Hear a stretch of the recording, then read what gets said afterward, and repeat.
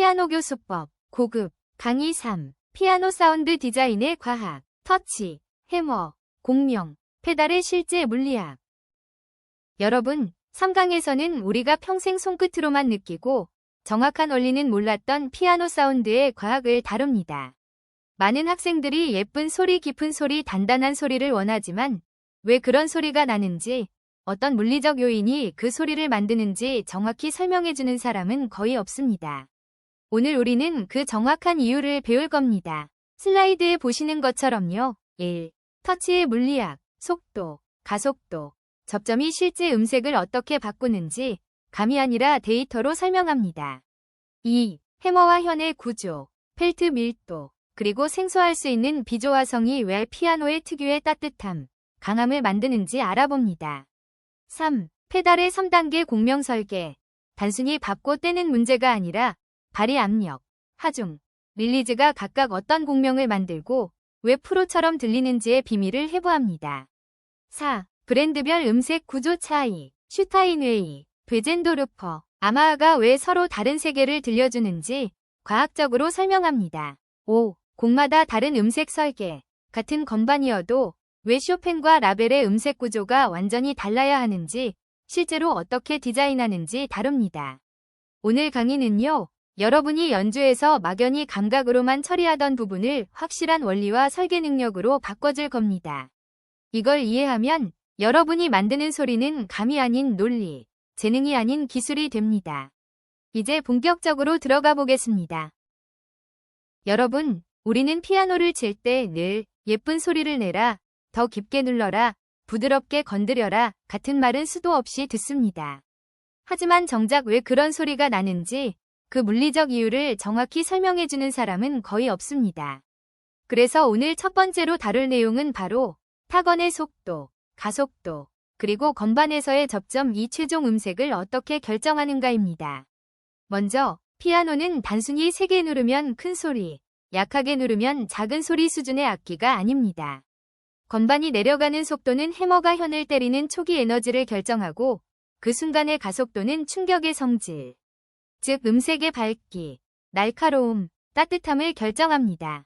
여기서 중요한 점은 여러분이 느끼는 예쁜 소리의 대부분이 바로 이 가속도의 변화에서 나온다는 사실입니다. 속도는 양을 만들고 가속도는 질을 만듭니다. 또 하나, 많은 학생이 간과하는 부분이 바로 접점, 컨택트 포인트입니다. 같은 속도와 같은 힘으로 눌러도 건반을 눌렀을 때 손가락의 각도, 표면, 압력 분포가 달라지면 해머가 움직이는 궤적이 미세하게 변합니다. 이 미세한 차이가 투명한 소리, 둥근 소리, 거친 소리, 단단한 소리를 만들어내는 근본적인 이유입니다. 결국 여러분이 원하는 음색을 내기 위해서는 손끝 감각을 예민하게 만든다거나 감성으로 이렇게 치고 싶다고 상상하는 것으로는 부족합니다.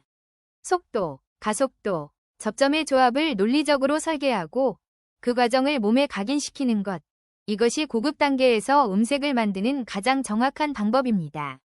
이제 다음 단락에서 이 이론이 실제 피아노 내부 구조와 어떻게 연결되는지, 해머의 펠트 밀도, 현의 구조, 그리고 공명까지 이어지는 더 깊은 영역으로 들어가 보겠습니다. 여러분, 이제 피아노 소리를 결정하는 두 번째 핵심 요소를 볼게요.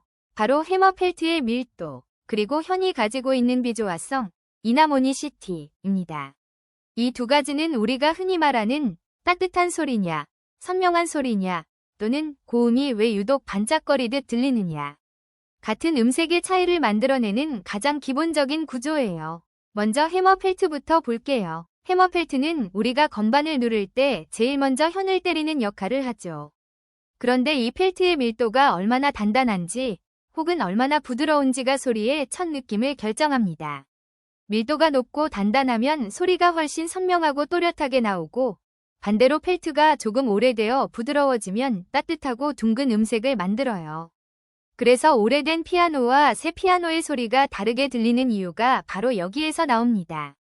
이것은 펠트의 응답 속도 차이 때문이에요. 펠트가 단단할수록 충격을 더 빨리 전달해서 선명한 소리가 나오고, 부드러워질수록 충격이 조금 넓게 퍼지다 보니 소리가 둥그러집니다.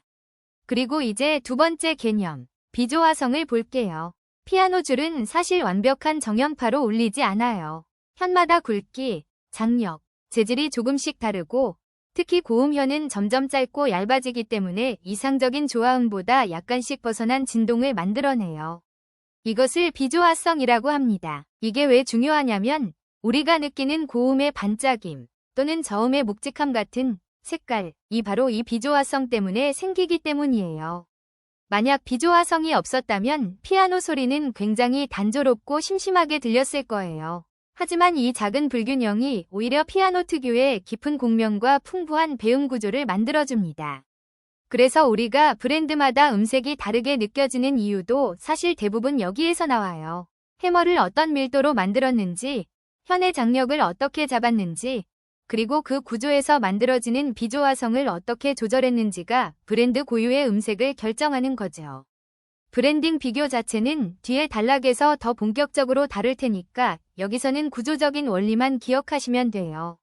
한마디로 정리하면 해머의 밀도는 처음 소리의 따뜻함과 선명함을 결정하고 비조화성은 그 소리를 더 입체적이고 색깔 있게 만드는 역할을 한다. 이렇게 이해하시면 됩니다. 우리가 듣는 피아노의 음색은 해머 펠트의 밀도, 그리고 현의 비조화성이 만들어내는 본질적인 질감에서 출발해요. 그런데 여기서 한 가지가 더 있어요. 이 본질적인 음색을 우리가 손으로 어떻게 연결하느냐, 그 느낌을 더 따뜻하게 만들 것인지, 더 맑게 만들 것인지, 혹은 흐름을 매끄럽게 이어줄 것인지를 결정하는 마지막 단계가 바로 페달이에요. 사진에서 보시는 것처럼 페달은 단순히 끊기지 말라고 밟는 장치가 아니라 음색을 조합하고 층을 쌓고 공명을 설계하는 굉장히 정교한 도구예요. 이제 그 세밀한 차이를 함께 볼게요. 페달은 우리가 흔히 생각하는 것처럼 발만 밟으면 음이 붙는 장치가 아니에요. 페달 안쪽에서 일어나는 움직임을 보면 사실은 세 단계가 이어지는 작은 구조라고 생각하시면 훨씬 이해가 쉬워요. 먼저 발이 페달에 닿는 순간이 있어요. 이때는 아직 아무 변화가 없지만 손과 몸의 균형이 이제 음색을 확장할 준비를 하고 있는 순간이죠. 그 다음 아주 부드럽게 내려가는 단계가 들어가요. 이 하중이 얼마나 실리는지가 공명을 결정하는 핵심이에요. 너무 급하게 실리면 소리가 갑자기 확 열려서 탁하고 번질 수 있고 너무 살짝이면 공명층이 얇아서 울림이 충분히 펼쳐지지 않아요.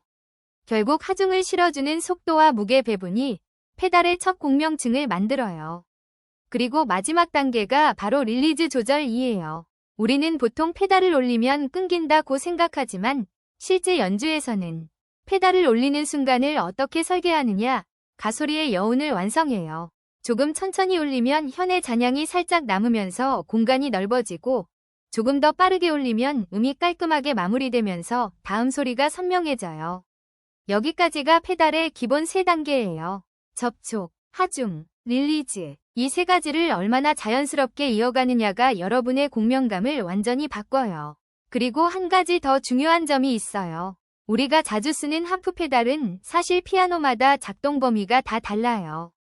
브랜드마다 감도도 다르고 어디서부터 음이 풀리기 시작하는지 위치도 다르기 때문에 연주자 입장에서 매 피아노마다 무게중심이 어디에 있는지 스스로 찾아가야 해요. 그래서 어떤 피아노에서는 조금만 내려도 금방 울림이 열리고 어떤 피아노는 더 깊이 들어가야 적절한 공명이 만들어져요. 여기까지 정리하면 페달은 단순히 음을 잇는 장치가 아니라 음색을 재조합하는 공명 설계 도구라는 거예요. 해머와 현이 만들어낸 원래의 질감을 페달이 다시 한번 입체적으로 배열해주는 거죠. 그렇다면 여기서 이런 질문을 해볼까요? 같은 연주자인데 피아노가 바뀌면 왜 소리가 달라지지? 이제 그 답을 4번째 주제로 이어서 보겠습니다. 피아노는 브랜드마다 전혀 다른 음색을 갖습니다. 단순히 좋은 피아노냐, 오래된 피아노냐의 문제가 아니라 각 회사가 어디에 음색의 중심을 두고 설계했는지가 그대로 소리에 묻어나기 때문입니다. 슈타인웨이는 해머 응답이 빠르고 어택이 강해서 처음 음을 눌렀을 때 앞에서 확 열리는 느낌이 있어요. 그래서 중음력이 굉장히 풍부하게 퍼지고 소리가 3D처럼 입체적으로 느껴지는 이유도 바로 이 강한 어택과 공명 설계 때문입니다. 반대로 베젠도르퍼는 훨씬 긴 스트링을 기반으로 하죠. 이 긴 스트링이 만들어내는 깊은 저음은 슈타인웨이와 완전히 다른 캐릭터를 보여줍니다. 소리가 아래로 넓게 가라앉으면서도 따뜻하게 퍼지기 때문에 공기 속에 잔향이 천천히 남아요. 그래서 드뷔시나 라벨처럼 음이 스며들어야 하는 음악에서 특히 매력적으로 들리는 이유입니다. 야마하는 또 다릅니다. 어택이 명료하고 소리가 정확하게 앞으로 나오는 성향을 가지고 있어요. 균형 잡힌 배치와 빠른 반응 덕분에 현대음악이나 기교적인 패시지에서 훨씬 또렷하게 들리죠. 같은 패시지라도 야마하에서는 선명하게, 슈타인웨이에서는 입체적으로, 베젠도르퍼에서는 부드럽게 흔들리듯 들리는 차이가 있습니다. 그래서 같은 곡이라도 브랜드 선택에 따라 해석 방향이 달라져요. 예를 들면 드뷔시는 베젠도르퍼가 훨씬 잘 맞고, 브람스나 리스트 같은 깊이 있는 구조는 슈타인웨이에서 훨씬 힘있게 드러나죠. 결국 피아노 브랜드는 단순한 악기 선택이 아니라 하나의 음향적 전략입니다. 연주자가 어떤 색깔을 만들고 싶은지에 따라 악기 자체가 해석의 일부가 된다는 이야기죠. 4단락에서 우리는 브랜드별로 피아노가 어떤 음색 구조를 갖는지 간단히 살펴봤습니다. 여기까지의 내용이 사실 우리에게 한 가지 중요한 힌트를 줍니다. 바로 같은 건반이라도 만들어지는 소리는 환경 재료 구조에 따라 완전히 달라진다. 그렇다면 이제 질문이 하나 생기죠. 그럼 작품마다 필요한 소리는 어떻게 만들어야 하지? 우리가 치는 곡들은 각자 전혀 다른 세계를 갖고 있는데 그 세계를 모두 똑같은 손가락 감각 하나로 해결할 수는 없으니까요. 그래서 5단락에서는 곡마다 다른 음색 구조를 실제로 어떻게 설계하는지 조금 더 구체적으로 이야기를 이어가 보겠습니다. 예를 들어 슈베르트의 음악은 겉으로는 단순해 보이지만 실제로는 레가토 중심의 연결감과 투명한 중음역이 핵심이에요. 여기서는 과한 강약 대비보다 선율이 스스로 말하도록 길을 열어주는 공명 설계가 필요하죠.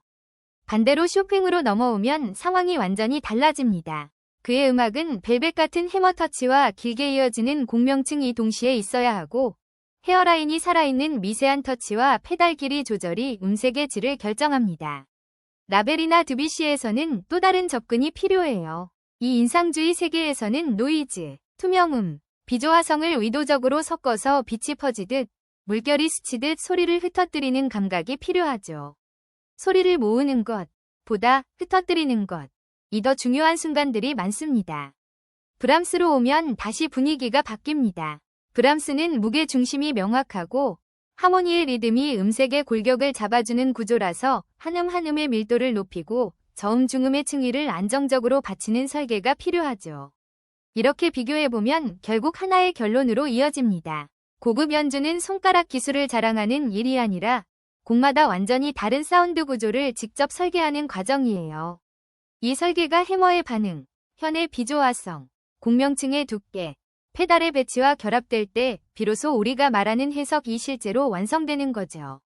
그래서 마지막으로 여러분에게 꼭 말씀드리고 싶은 건 똑같은 건반이라도 곡이 바뀌면 여러분의 사운드도 완전히 새로 만들어져야 한다는 거예요. 슈베르트의 투명함, 쇼팽의 벨벳 터치, 라벨의 빛의 잔향, 브람스의 무게 중심. 이 모든 구조를 스스로 설계할 수 있을 때 비로소 여러분만의 연주가 시작됩니다. 자, 이렇게 해서 오늘 3강에서는 1. 터치의 물리학 2. 해머와 현의 구조 3. 페달의 3단계 공명 4. 브랜드별 음색 구조 5.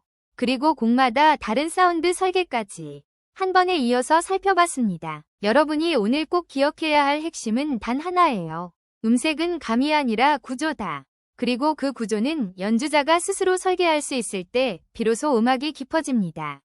다음 강의에서는 이 구조를 실제 레퍼토리에 적용하는 방법을 더 구체적으로 이야기해 볼게요. 어떻게 해야 내 소리가 더 나아질까? 라는 질문에 오늘 배운 내용이 분명히 방향을 잡아줄 거예요.